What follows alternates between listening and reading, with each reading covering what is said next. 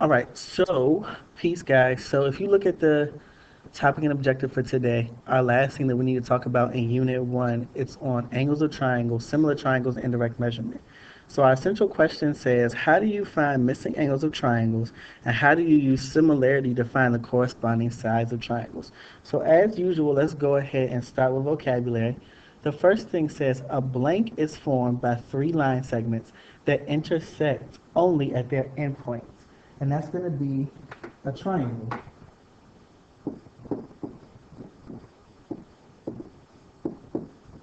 Okay? The next thing it says a point where the segments intersect is a vertex of a triangle.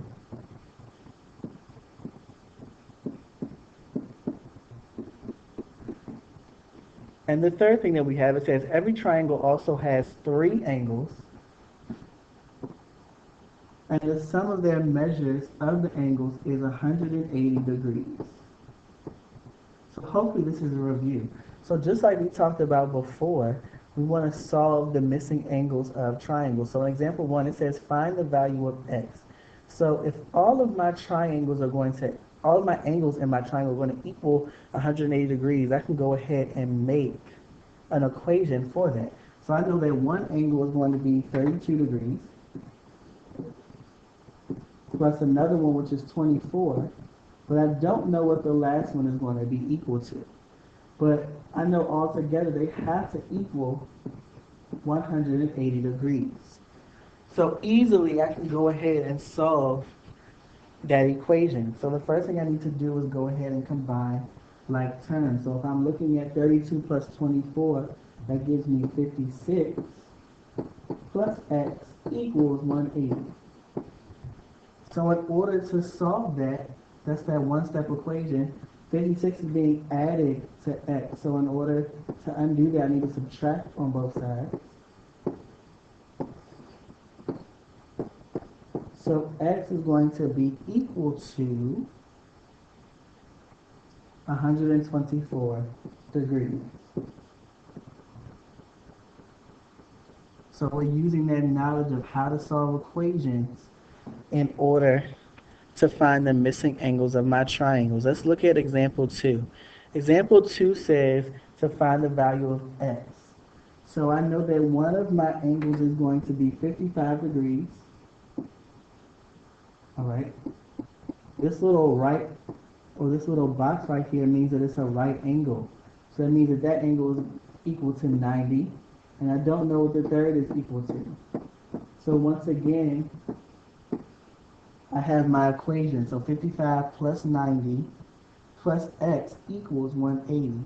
When I'm combining like terms and I add 55 and 90, I get 145 plus x equals 180. Same thing, the sign in front of my 145 is positive, so the opposite of that is negative, so I want to subtract 145 from both sides. So I get x is equal to 35 degrees. Okay, and last but not least, let's look at example 3.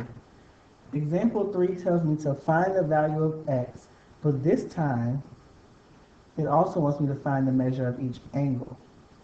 So, like I said, we all know that all three of our angles are going to equal to 180 degrees. But in this case, we don't know what they're equal to. I know that one is 4x, I know that one is 6x, and I know that the other is 2x. So let's just combine that. If I combine those like terms, I get 12x is equal to 180. So in this case, 12 is being multiplied by x. So the opposite of something being multiplied is division. So if I divide by 12 on both sides,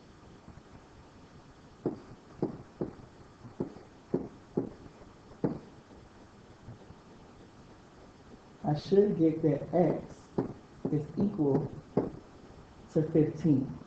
But remember, that's only answering half of my question. It also asked me to find the measure of each angle. So I need to go back.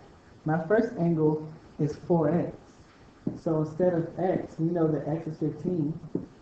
So 4 times 15 is 60. So that's one of my degree measures. The next one is 6x. So instead of x, I'm writing 6 times 15. So that one's going to be 90. And then last but not least, 2 times 15 for 2x, that's going to be equal to 30 degrees. So those are the three angle measures of my triangles.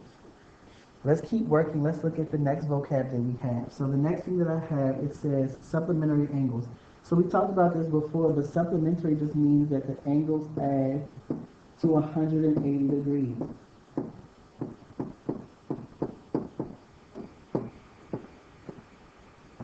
Similar to supplementary, we have complementary. So that means that the angles add to 90 degrees. And then we have a few more things that we just want to throw in there about triangles. The first one means that we have an equilateral triangle. That means that all sides are equal. When I'm talking about an isosceles triangle, that means that two of the sides are equal.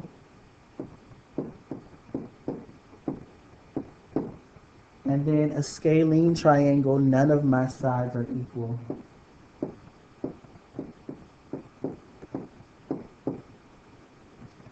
Moving right along, let's go to the second page.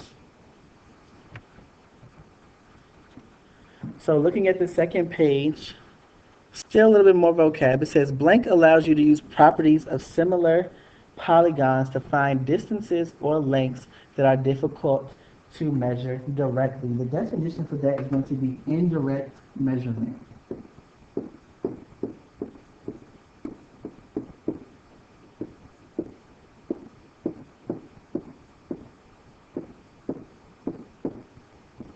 Okay, so we talked about problems like this before, but I want you guys to just follow along and see if we can get this. So number one, it says Tyrone is standing next to a light pole in the middle of the day. Tyrone's shadow is 1.5 feet long, and the light pole shadow is 4.5 feet long. If Tyrone is 6 feet tall, how tall is the light pole? So let's just break this down piece by piece. So let's say that this is my light pole, right? And we don't know how tall this is, so let's call this H because we want to know the height of it. But it says the pole shadow is 4.5. So this creates a nice little triangle. And then it tells me that Tyrone is standing next to that light pole and he is 6 feet tall. So let's say this is Tyrone. He's 6 feet. And he casts a shadow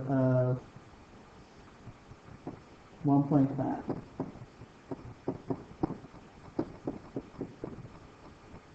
Let's say that this is Tyrone. Okay, my little stick figure. So we've learned how to solve problems about similarity and similar figures before. So I need to set up a proportion where I can solve for my variable. So if I start with the height of the pole over what's the corresponding part with that, it will be 6, because that's the height of Tyrone. If I go back to my original and I have the shadow height or the shadow length, it was 4.5 to 1.5.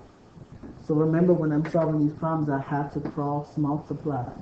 So the first one, I have 1.5h equals 6 times 4.5. So if I go ahead and do that multiplication, I should get 27. So 6 times 4.5 is going to give me 27. So if I keep solving that problem, 1.5 is being multiplied by h. So I need to divide both sides by 1.5. Those cancel. And then I get that the height of the light pole is going to be equal to 18 feet.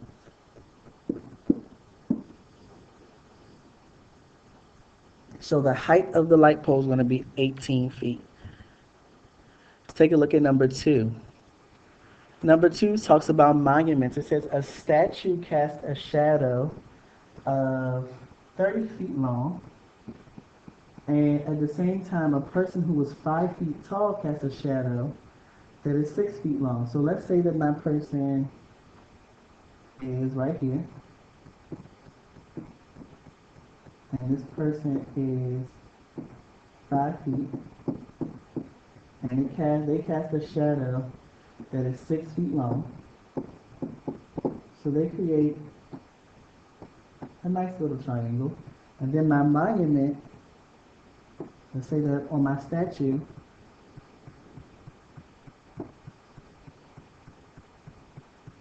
we don't know how tall this is. So let's call that X.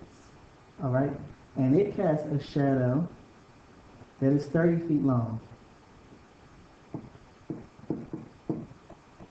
So here's my nice little triangle. So once again, let's go ahead and figure out how tall is that statue. So if I go ahead and do this, starting with my variable, if I go with X, the corresponding part with that is the height of my person, which is 5 feet. Now I want to talk about my shadow.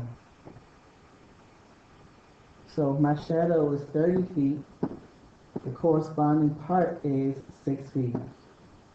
So same thing, I need to cross multiply in order to solve this. So on one side, I'm left with 6x equals 5 times 30. And once again, 5 times 30 is going to be 150. So if I divide both sides by 6, I'm going to be left with x, which is equal to 25.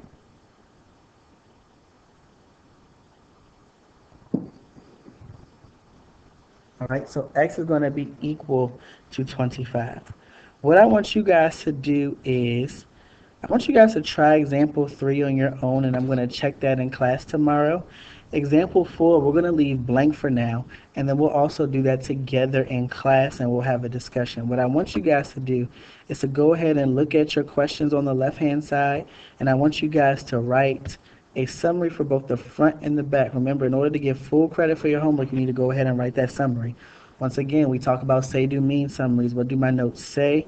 What do my notes, or what procedures do I do in my notes? And what do my notes mean? Have a good one.